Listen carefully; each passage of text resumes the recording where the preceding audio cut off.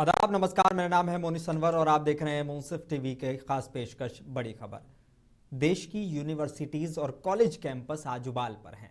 वजह है यूजीसी यानी यूनिवर्सिटी ग्रांट्स कमीशन के नए नियम, जिनको लेकर देश भर में विरोध तेज होता जा रहा है। दिल्ली में आज यूजीसी हेडक्वार्टर के बाहर प्रदर्शन है। उत्तर प्रदेश से लेकर दूसरे राज्यों तक छात्र और संगठन सड़कों पर हैं। सवाल उठ रहा है, क्या ये नियम वाकई जातिगत भेदभाव रोकने के लिए है या फिर इससे नए तरह का भेदभाव पैदा होगा। इसी बीच सरकारी सूत्र कह रहे हैं कि बहुत जल्द सरकार यूजीसी नियमों पर फैक्ट और स्पष्टीकरण जारी करेगी ताकि भ्रम दूर किया जा सके। लेकिन तब तक बहस तेज है। समानता बनाम आशंका, सुरक्षा बनाम दुरुपयोग। आज इसी बड़ी खबर में हम इसी पूरे विवाद को हर एंगल से समझेंगे। मेरे साथ मौजूद हैं सुहेल काजमी, पॉलिटिकल एनालिस्ट, आपका इस्तकबाल है, और मेरे साथ जुड़ेंगे नीरज महरे, सीनियर जर्नलिस्ट। सुहेल साहब, सबसे पहले आप ही के पास, और सवाल बड़ा अहम है, यूजीसी नियमों पर हो रहा विरोध क्या सामाजिक चिंता है या राजनीतिक रंग ले चुका है? और अगर हम इसको पूरे समझने की कोशिश करें तो आज उत्तर प्रदेश में, दिल्ली में, बिहार में, कई राज्यों में जो है यूजीसी को लेकर खुद बीजेपी के नेता, बीजेपी के कार्यकर्ता, कई सारे के तो चाहे वो मंडल अध्यक्ष हो, चाहे वो बूथ अध्यक्ष हो, इस्तीफे की खबरें हैं। इसी राजनीतिक मुद्दे को लेकर इस्तीफा दिया सिटी मजिस्ट्रेट बरेली ने।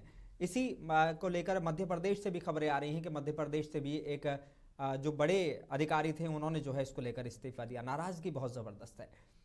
अब क्या वाकई इसका जो विरोध है वो सामाजिक चिंता है या राजनीतिक रंग ले चुका मुद्दा है? ये देखिए सर, पहले तो गुड आफ्टरनून आपको। दूसरा ये है, ये मुद्दा अब बन चुका है।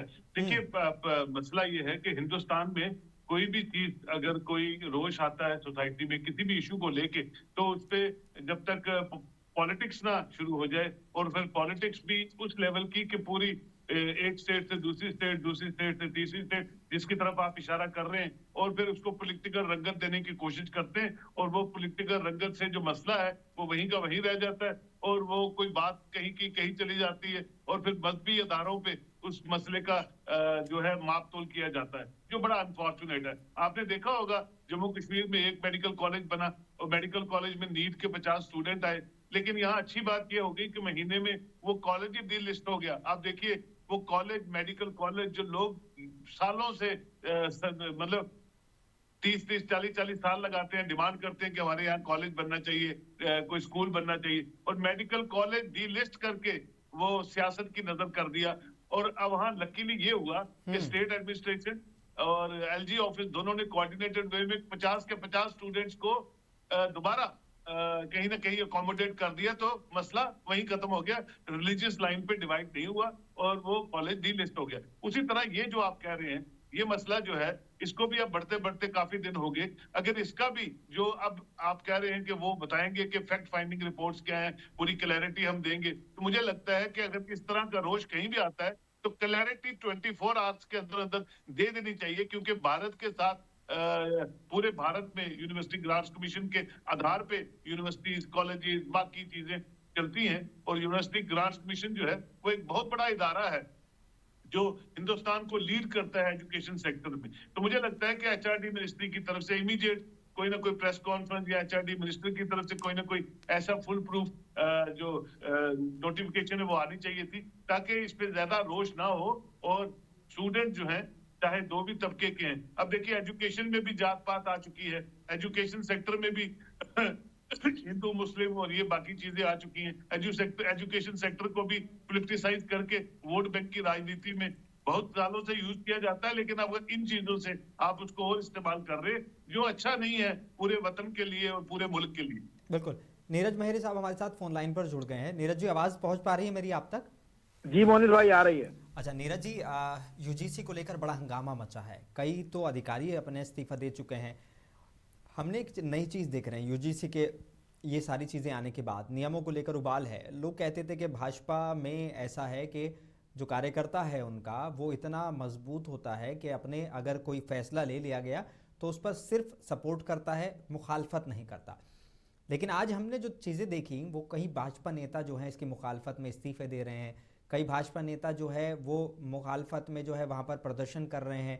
तो ये एक नई चीज़ देखने को मिल रही है।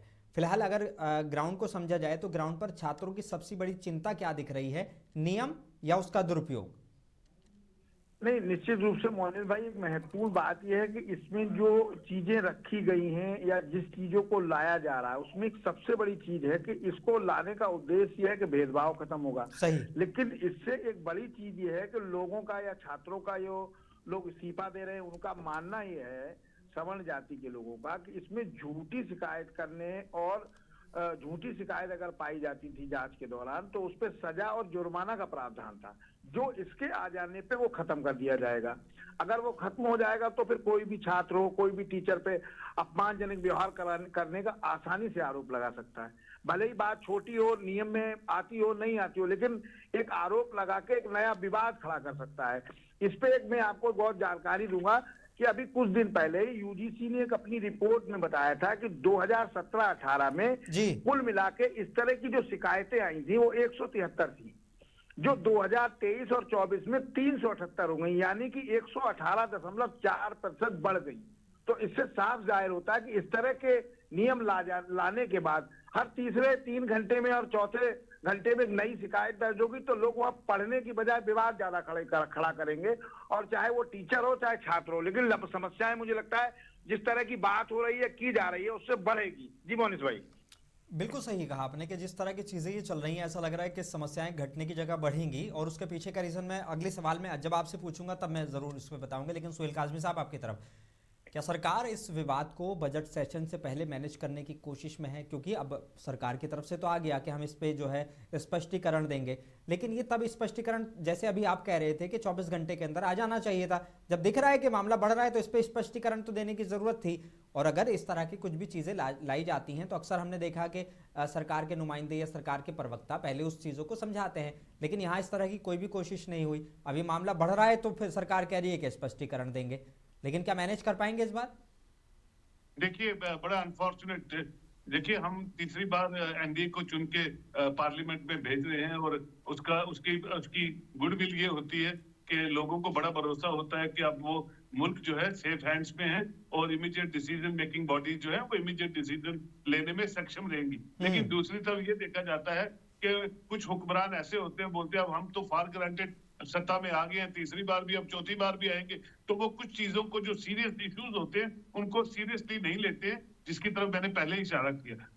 होता यह है, सबसे बड़ी मिनिस्ट्री जो है वो एचआरडी मिनिस्ट्री है। एचआरडी मिनिस्ट्री के अंदर सब कुछ आता है, और ये बच्चों के मुस्तकबिल से जुड़ी हुई चीजें हैं, और इसमें पॉलिटिसाइज करना मैं समझता हूँ बिल्कुल नाजायज है, नाहक है, और एक बढ़ते मुल्क हिंदुस्तान के लिए तो बिल्कुल जायज नहीं है।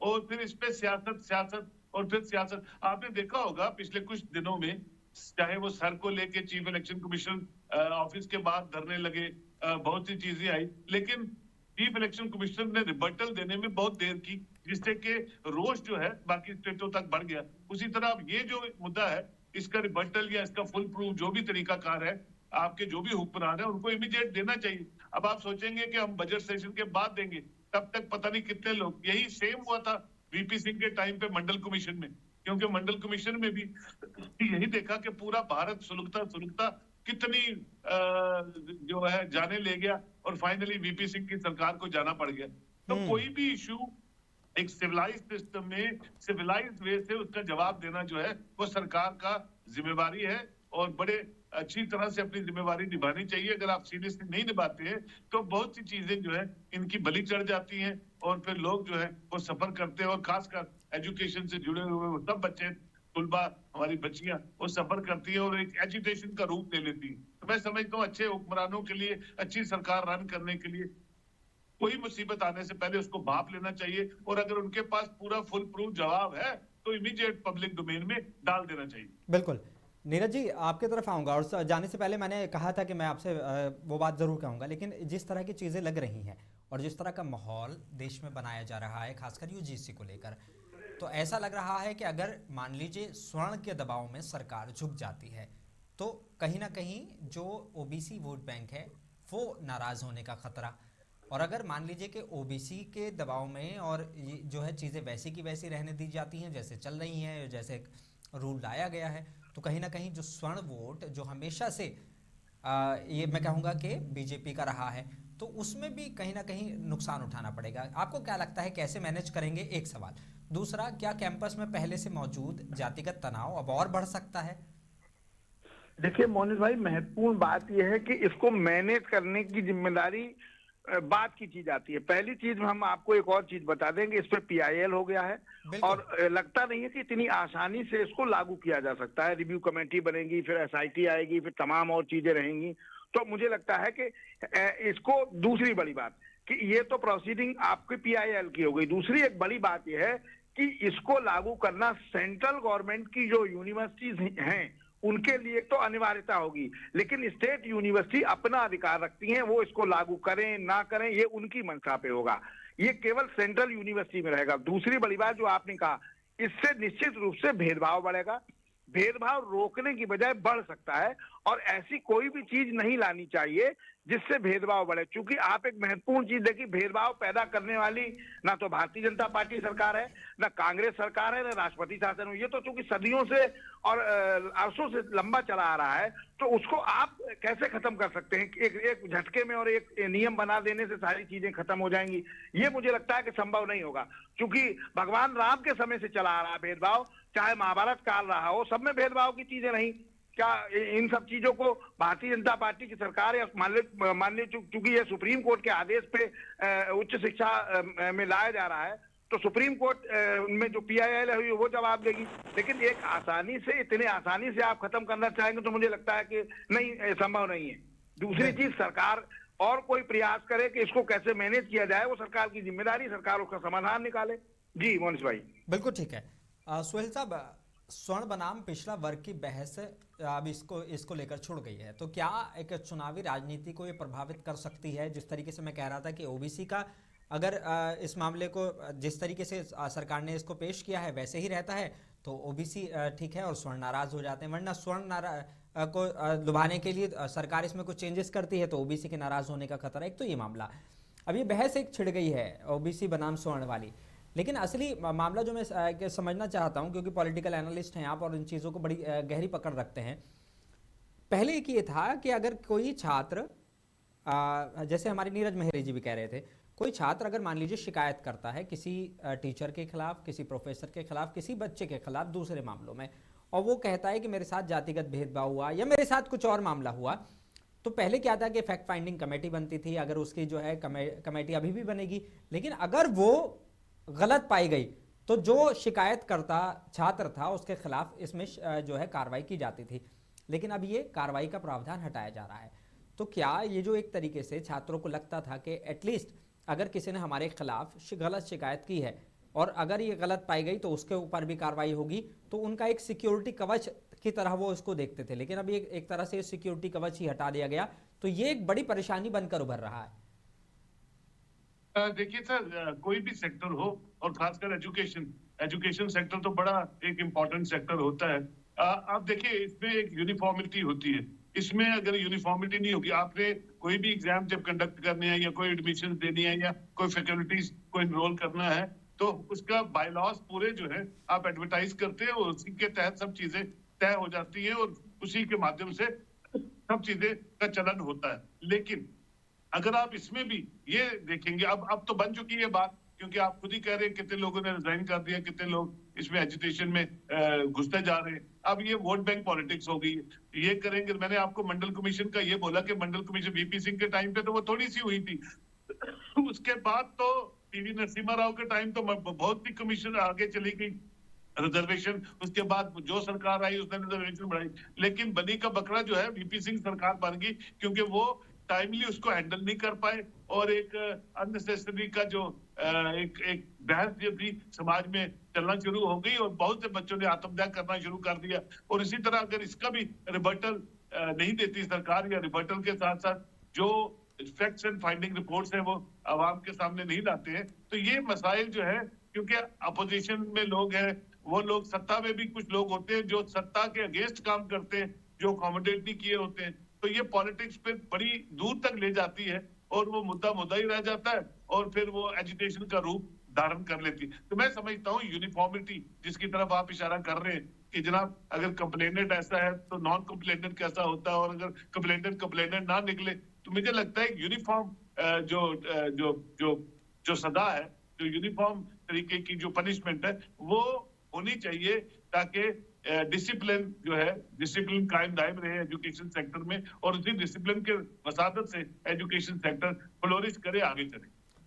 नीरज जी, यूजीसी ने जो आंकड़े पेश किए हैं, क्या वो नियमों को जायज ठहराते हैं? एक तो ये, दूसरा मैं कई सारे नेताओं के बयान सुन रहा था, खासकर जो अभी इस मामले में प्रोटेस्ट कर रहे थे, तो उनका ये कहना था कि अगर मान लीजिए यही सेम चीज़ जो है भारतीय कानून में भी हो रही है, अगर कोई SC/ST समाज का शख्स गलत मामले में फंसाने की नियत से भी थाने में जाके शिकायत कर देता है कि जाति सूचक शब्दों का इस्तेमाल किया गया या इस तरह की चीज़ें की गई, और वो अपनी जाति से उसको जोड़ देता है, तो SC/ST एक्ट लग जाता है बंदे पे, दूसरे वाले पे। और इतने हमारे यहाँ पे जो है चीज़ें निकल कर आती हैं कि असल में सच क्या था, क्यों फंसाए जाने की कोशिश की गई, इतने वो दूसरा वाली पार्टी जो है जिसको आरोपी बनाया गया वो लंबे टाइम तक जेल में रह चुका होता है। तो ये सारे एक मसले हैं। अब यहाँ पर उनको भी सवर्ण समाज को यही कहना है कि इसमें जो है OBC SC/ST इनको ही क्यों रिलैक्सेशन दिया जा रहा है? अगर आप छात्र बनाम छात्र वाली बात करते हैं तो हर किसी को इसमें जिम्मेदार ठहराया जाना चाहिए। नहीं नहीं, निश्चित रूप से इसमें जो OBC को शामिल करने की बात की जा रही है कि उनको रिलीफ दिया जा रहा है, वो बिल्कुल सही बात है। लेकिन आप एक चीज समझिए कि कोई भी व्यक्ति अगर शिकायत करता है और वो शिकायत झूठी निकलती है तो वो समय खराब होता है। चाहे उस टीचर को कमेटी बनाई जाएगी, जांच करेगी, बैठेंगे, आएंगे जाएंगे, इन सब में समय खराब होगा निश्चित रूप से। तो अगर इसको लाना ही है तो उसमें सजा का भी प्रावधान हो, जुर्माने का भी प्रावधान हो, जिससे लोगों में डर ये भय रहे कि अगर हम झूठी शिकायत करते हैं तो निश्चित रूप से उसमें हमारे खिलाफ कार्रवाई होगी। दूसरी बड़ी बात है कि जाति, धर्म, नस्ल, लिंग, पैदाइश के स्थान, विकलांगता के आधार पे जो पक्षपात का व्यवहार, पढ़ाई में बराबरी का वादा न बने, ऐसा सरकार चाहती है या न्यायालय चाहता है। तो इन सब चीजों को देखते हुए न्यायालय ने तो अपना डायरेक्शन ले दिया। अब लोग जो बैठ रहे हैं कमेटी में, उनको निर्णय लेना है कि किस तरह की बात रखी जाए जिससे सबका सम्मान रह सके और सबकी बात रह सके। और अगर कोई व्यक्ति झूठी शिकायत पाया जाता है तो उसका सजा का प्रावधान अगर हटा देंगे तो फिर हर 3 घंटे में नई शिकायतें 200 आ जाएंगी। फिर आप क्या करेंगे? क्योंकि केवल आपके पास एक ही काम होगा, जांच करिए, शिकायत करिए, जांच करिए, शिकायत करिए। पढ़ाई का दायरा खत्म हो जाएगा, फिर जांच और शिकायत का दायरा बढ़ेगा, मुझे लगता है। तो इसको तमाम चीजें देखनी चाहिए, सरकार की नैतिक जिम्मेदारियां हैं, उनको देखे। जी मोनिश भाई, ये जो जिस तरीके के अधिकारियों के भी इस्तीफे हो रहे हैं यूजीसी को लेकर, बरेली के जो सिटी मजिस्ट्रेट हैं उन्होंने इस्तीफा दिया और सब लोगों ने इस्तीफा दिया, तो इसको आप किस तरीके से देखते हैं? क्या ये एक प्रेशर पॉलिटिक्स है? पहला पॉइंट जो उनका महत्वपूर्ण है वो ये है कि उन्होंने शंकराचार्य अभिमुक्तेश्वरानंद के समर्थन में इस्तीफा दिया है। और वहीं अयोध्या के deputy GST commissioner Santosh Kumar Singh ने जो इस्तीफा दिया है वो मुख्यमंत्री के सम्मान में से आहत होकर उन्होंने दिया है कि उत्तर प्रदेश के मुख्यमंत्री के खिलाफ तमाम ऐसी बातें, और वो 3 दिन से आहत थे और इसको लेके उन्होंने इस्तीफा दिया है। तो वो दोनों ही इस्तीफे अलग अलग हैं और उनसे इस सब चीज का नंबर दूसरे और तीसरे नंबर पे वो जोड़ते हैं अपने आप को यूजीसी से। लेकिन मुझे लगता है कि वो एक राजनीतिक स्टंट हो सकता है उनका, या और कोई चीजें भी हो सकती है, लेकिन यूजीसी को टारगेट करते हुए उन्होंने कोई इस्तीफा नहीं दिया है। उनके 4 मुद्दे और उसमें शामिल हैं, उसको लेकर उन्होंने इस्तीफा दिया है। जी मोहन। लेकिन अगर मान लीजिए सामान्य वर्ग के साथ इस तरह की चीजें, जिस तरीके के ये कह रहे हैं, स्वर्ण समाज हो या सामान्य वर्ग के लोग हों, वो साफ तौर पर कह रहे हैं कि इसमें एक चीज़ें सबके लिए बराबर होनी चाहिए। अगर आप यूनिफॉर्मिटी चाह रहे हैं तो यूनिफॉर्मिटी होनी चाहिए इसमें। अच्छा, ये नियम में पहले था तो अब हटाने की ज़रूरत क्या थी? क्योंकि ये तो एक हर स्टूडेंट के लिए, हर प्रोफेसर के लिए एक सिक्योरिटी थी, सुरक्षा कवच के तौर पर काम कर रहा था।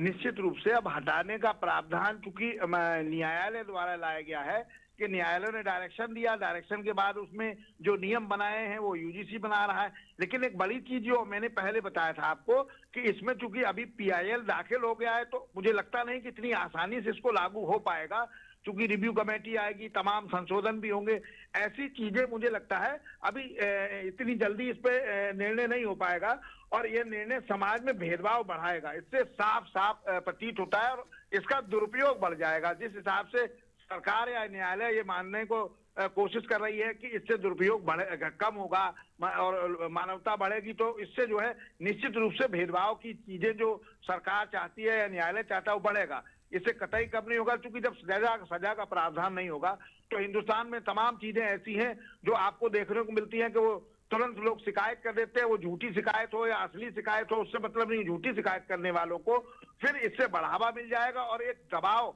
जो मुझे लगता है टीचर पे बनाने का प्रयास होगा, या छात्र आपस में भी बना सकते हैं कि साहब इन्होंने भेदभाव किया, टीचर या स्कूल प्रशासन के ऊपर नाजायज तरीके से भी दबाव बनाया जा सकता है कि हर 3 घंटे में आपने 4-5 लोगों ने ग्रुप बाय शिकायत कर दी तो टीचर पढ़ाएगा कि शिकायत को सुनेगा, या और चीजें रहेगी, कमेटी में जाएगा, बुलाया जाएगा।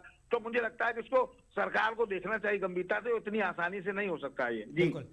सुहेल साहब, क्या ये मुद्दा विपक्ष के लिए सरकार को घेरने का बड़ा हथियार बन सकता है? क्योंकि कई राज्यों में चुनाव हैं, 2027 में उत्तर प्रदेश में भी चुनाव हैं और उत्तर प्रदेश में भी ये मामला चल रहा है। एक तो शंकराचार्य वाला मामला एकदम से सरकार के खिलाफ, दूसरा मामला अब ये यूजीसी का आ गया है। इस तरह की जो चीज़ें हैं, तो क्या वाकई एक मैं कहूँ कि अपोजिशन को एक बड़ा हथियार मिल गया है? बिल्कुल सर, वो अपोजिशन तो हमेशा इस फिराक में होती है कि कोई ऐसा पॉइंट मिले जिससे कि वो अपनी सियासत जो है, अपनी प्रेजेंस जो है और स्ट्रॉन्गरली रजिस्टर करवा सके। लेकिन बदकिस्मती से जो अपोजिशन का रोल हम देख रहे हैं वो भी बड़ा इतना मजबूट नहीं है जितना मजबूत होना चाहिए था। एक वाइब्रेंट जमहूरियत के लिए, एक वाइब्रेंट डेमोक्रेसी के लिए opposition plays a very pivotal role to maintain the governance of the governing bodies. खासकर सत्ताधारी पार्टी जो होती है वो बड़ी अकाउंटेबल रहती है अगर अपोजिशन स्ट्रांगली रिएक्ट करे तो। अब ये है कि ये इश्यू ये बढ़ेगा और इसमें ऐसे ऐसे लोग हैं, बीजेपी के लोग होंगे जो अपने बॉसेस को खुश करने के लिए या टीआरपी लेने के लिए, आपने देखा होगा भारत बहुत बड़ा विशाल मुल्क है और यहाँ कुछ लोग बिला वजह बिना जाने हुए उस रोष में या उस एजुटेशन का हिस्सा बन जाते हैं सिर्फ अपनी प्रेजेंस को मेंटेन करने के लिए, अपनी प्रेजेंस को दिखाने के लिए और वो मुद्दा जो है उसको ग्लोरीफाई करने के लिए। अब जब तक आप उसको रेमेडियल मेयर पे सॉल्व नहीं करेंगे या उसके रिबटल पे नहीं आएंगे तो ये फिर बढ़ता जाएगा और फिर सियासत की किस किस नजर ये चढ़ जाएगा, आने वाले दिन आपको बताएंगे। वो अच्छा नहीं है। मैंने आपसे कहा कि uniformity is very important in all the sector, specially in education sector. तो उसके बड़ी एग्जांपल्स हैं जो मसले पहले बिगड़े हैं और फिर वो निपटे नहीं, और वो फिर जैसे मेरे भाई ने कहा कि पिल भी हो चुकी, सिट भी बनेगी, फिर वो फैक्ट फाइंडिंग रिपोर्ट्स देंगे। तो उससे पहले गवर्नमेंट की तरफ से कोई ना कोई ऐसी चीज आनी चाहिए, क्योंकि इतनी मजबूत सरकार है, तीसरी बार वो सत्ता में है, तो उनका जिम्मेवारी ज्यादा बन जाती है कि भैया ये कोई भी जो अननेसेसरी का जो फ्रिंज एलिमेंट्स है वो इसको तोल देने की कोशिश ना करें और रियल चीजें रियल लोगों के सामने रखी जा सके। नीरज जी, अगर सरकार फैक्ट जारी करती है तो क्या उससे प्रदर्शन थम जाएंगे? एक बार सवाल अपना दोबारा दोहराइए। मैं कह रहा हूं कि अगर जो सरकार ने कहा कि हम जो है इस मामले में जल्द ही जो चीजें हैं वो फैक्ट जारी किए जाएंगे और इस मामले में क्लैरिफाई किया जाएगा, तो अगर जल्दी ही वो ये सारी चीजें हो जाती हैं तो क्या उससे जो लोग प्रदर्शन कर रहे हैं वो थम जाएंगे? नहीं, निश्चित रूप से मुझे लगता है कि सरकार ने अगर कोई निर्णय लिया है तो सरकार सोच समझ के उस पर बात करेगी। महत्वपूर्ण बात यह भी है कि सरकार को पहले उसको सारी चीजें सरकार के हाथ में, जैसा हमारे सहयोगी साथी ने कहा कि मजबूत सरकार है और लगातार 3 बार से सरकार चला रहे हैं, तो तमाम चीजें उनके सामने भी हैं, उन्होंने देखी भी हैं। लेकिन जहां तक जो आपने एक बात कही थी अभी कि विपक्ष के लोगों के लिए मुद्दा बन जाएगा, तो मुझे लगता है कि इस कमेटी के चूंकि चेयरमैन दिग्विजय सिंह थे, कांग्रेस के बड़े नेता हैं, तो अगर विपक्ष इसको मुद्दा बनाता है तो पहले वो दिग्विजय सिंह से पूछेगा, वो कमेटी के चेयरमैन थे, तो उन्होंने इसको पढ़ा नहीं या ध्यान नहीं दिया। तो अगर भारतीय कांग्रेस पार्टी अगर इसका विरोध भी करती है, तो मुद्दा बनाती है, तो कांग्रेस को पहले देखना होगा ना कि दिग्विजय सिंह किस पार्टी में नेता हैं और उनकी अध्यक्षता में कमेटी बनी और उसने निर्णय लिया है। समाजवादी पार्टी के भी सांसद इसमें शामिल थे। नहीं, निश्चित रूप से वो भी रहे हैं। तो मेरा कहने का, क्योंकि मूल विपक्षी बड़ा दल तो कांग्रेस ही है, तो उसको पहले देखना होगा, क्योंकि चेयरमैन की नैतिक जिम्मेदारी, सदस्य की बात सुनी गई कि नहीं सुनी गई वो कह सकते हैं अपनी बात, लेकिन चेयरमैन की पहली जिम्मेदारी ये होती है कि चेयरमैन तो पूरी कमेटी का चेयरमैन है, उसने क्या कहा और उसने सहमति कैसे दे दी कि इसको चला आगे बढ़ा दिया गया और इसको नियम बना दिया जाए, ये सब चीजें। तो क्या सुप्रीम कोर्ट में मामला जाने के बाद, जिस तरीके से आप भी कह रहे हैं पीआईएल दाखिल हो चुकी है, तो सुप्रीम कोर्ट में मामला जाने के बाद इस विवाद की पूरी दिशा बदल सकती है? निश्चित रूप से वो, चूंकि अब मैंने बताया ना, इसके जब पीआईएल दाखिल हो गई, कोर्ट का डायरेक्शन आएगा, फिर उसमें रिव्यू कमेटी बनेगी, एसआईटी गठित होगी, वो जांच करेगी, सबकी बात सुनी जाएगी, सबके पक्षों को रखा जाएगा। फिर इस चीज को लेके विरोध हो रहा है, ये तो तय हो चुका है। और अब किसको नए चीज को लाएंगे, तो मुझे लगता है बहुत सारी सहूलियतें हो सकती हैं इसमें, और इतनी आसानी से अभी सरकार इसको लागू नहीं कर पाएगी। जी, अगर एक चीज जो मैंने सुहेल साहब से पूछा था सवाल कि अगर मान लीजिए कि सरकार इसमें बैकफुट पर आती है तो कहीं ना कहीं ओबीसी समाज की नाराजगी का एक डर है, और अगर मान लीजिए कि सरकार इसको लागू कर देती है तो स्वर्ण समाज जो हमेशा से बीजेपी का रहा है और ज़्यादातर वक्त जो है वो बीजेपी को वोट करता आया है, तो उससे उससे नाराजगी का डर, तो आपके हिसाब से सरकार को क्या बीच का रास्ता लेगी या वाकई जो है किसी एक पक्ष की तरफ जाएगी? देखिए, महत्वपूर्ण बात यह है कि सरकार को अपना पक्ष रखना है तो पहले सरकार को लोगों को यह स्पष्ट रूप से बताना होगा कि माननीय सुप्रीम कोर्ट के आदेश पे, इस कोर्ट के आदेश पे, इस पे हमें भेजा गया था। हम न्यायालय के आदेश का पालन कर रहे हैं, ना कि अपना कुछ नियम अपने आदेश का पालन नहीं, सरकार के आदेश का पालन नहीं हो रहा है। माननीय न्यायालय के आदेश पे ये सारी चीजें तैयार की जा रही हैं। उसके बाद इसको दाखिल पीआईएल भी हो गया है, उसके बाद इस पर निर्णय लेना सरकार की दिए होगा। लेकिन मुझे लगता है कि चूंकि दोनों ही पक्ष सरकार के वोटर हो सकते हैं, अभी चूंकि आपने भी सुना होगा उत्तर प्रदेश में हाल में एक विवाद आया था राजनीति में कि वहां तमाम ब्राह्मण समाज के विधायकों ने मीटिंग बैठक की थी जी, उसको लेके, और उसके बाद एक नया प्रदेश सरकार के बाद अब सेंट्रल गवर्नमेंट के पास एक नई समस्या ये सवर्ण और ओबीसी और उनको लेके आ रही है। तो मुझे लगता है कि इस पर सरकार जो निर्णय लेगी वो इस हिसाब से लेगी कि किसी को कोई दिक्कत ना हो और तमाम चीजें ऐसी बनी रहे कि सरकार भी चले और नियम भी बने, संशोधन भी हो जाए। जी, चलिए, बहुत शुक्रिया नीरज जी, और सुहेल साहब आपका भी बहुत बहुत शुक्रिया जुड़ने के लिए और जानकारी देने के लिए। तो यूजीसी के नए नियमों का मकसद समानता और सुरक्षा बताया जा रहा है, लेकिन सवाल ये है क्या ये नियम सभी के लिए समान भरोसा पैदा कर पा रहे हैं? सरकार फैक्ट लाकर भ्रम दूर करने की बात कर रही है, वहीं छात्र आशंकाओं के साथ सड़क पर हैं।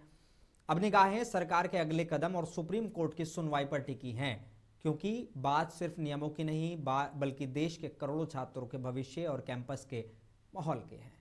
मुझे दीजिए इजाजत, बने रहिए मुंसिफ टीवी के साथ।